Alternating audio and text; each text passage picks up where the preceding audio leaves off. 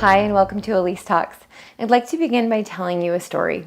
In 2010, I was ready to return to the workforce. A couple of years before, I'd had my last baby, and I knew it was time to get back to work.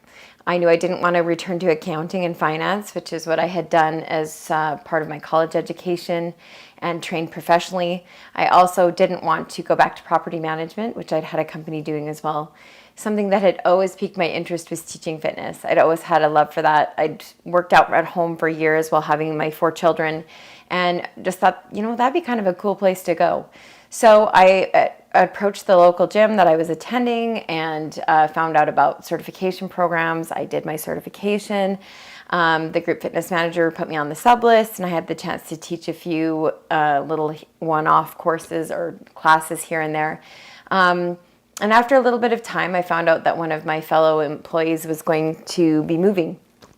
So I decided I was going to approach the general manager and go in and say, hey, guess what? Like, I'm certified to teach spin. This is so great. I'm such a, it's the 915 crew. It's the stay-at-home moms. It's the people that are in my peer group. Like, let's go for this. And I had been offered a teaching position at another facility that I had never been to before.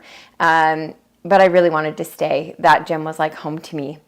So I went in, I pled my case. I even provided a little bit of scarcity, thinking like, oh, see, they might lose me because I could go to this other place. And this general manager just kind of sat there for a second, and then he looked me up and down, and he very matter-of-factly said to me, you will never be what we're looking for here.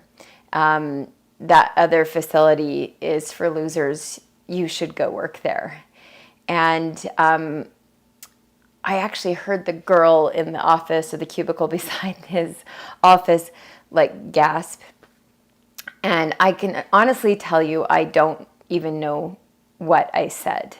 I know I just like dejectedly got my children out of childcare, tucked my tail between my legs, and went home. And after a little bit of regrouping, I did contact the other facility and say, okay, let's go for it. I want to work. This is what I want to do. And I got a job teaching a seniors fitness class, which is a story for another time. But that was experience to me it was so surreal. And as I look back on it many, many years later, as somebody who is a owner of a business where I run a fitness facility for a major energy company, and I have staff, and I'm stunned still to this day at the harshness of that judgment and those unkind words.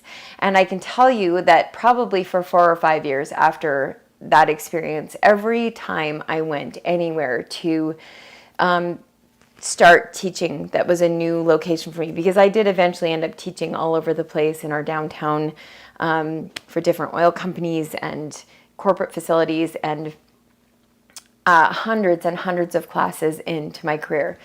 I would still hear those words, you are never going to be what we're looking for.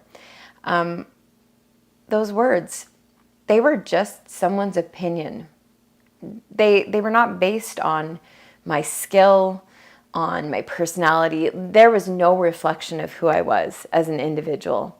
I think what really made it worse, and my husband said to me at one point, I feel so bad that this thing that you love has hurt you so badly. It was because I loved it so much.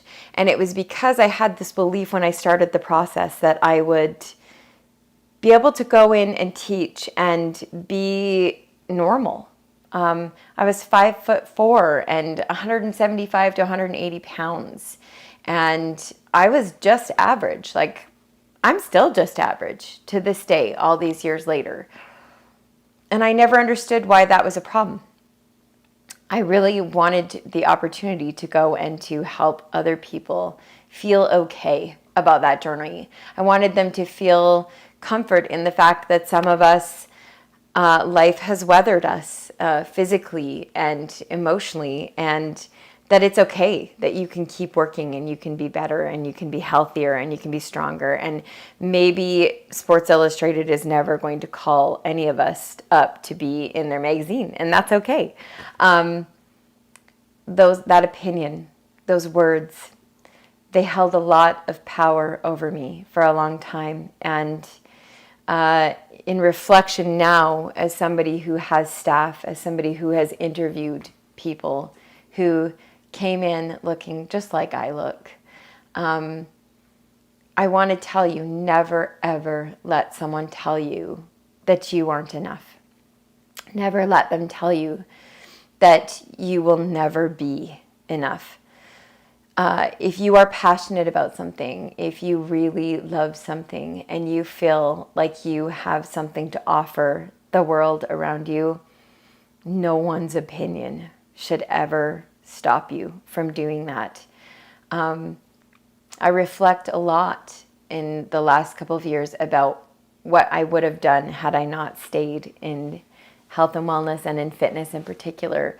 When I walk into a studio now, I love my job. I know without a doubt it's the place I'm supposed to be.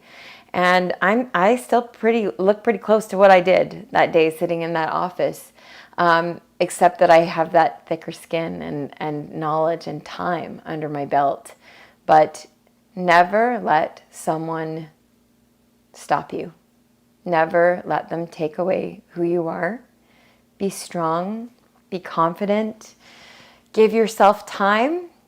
You know, none of us are a finished product, but keep working at it. And next time somebody talks like a jerk to you, just, don't take 5 years to get over it.